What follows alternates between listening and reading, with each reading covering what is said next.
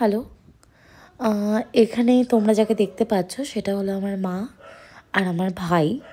তো আমরা একটা সাডেন ট্রিপে পুরী যাই। তো সেখান থেকে ফেরত আসার পর হলো এটা আমার মার আর ভাইয়ের heart warming moment. They both are crying.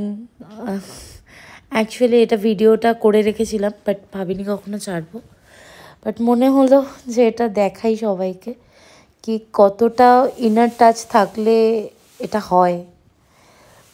So actually, the saddest thing is in Indian Railway we can't travel without fast AC coach reservation.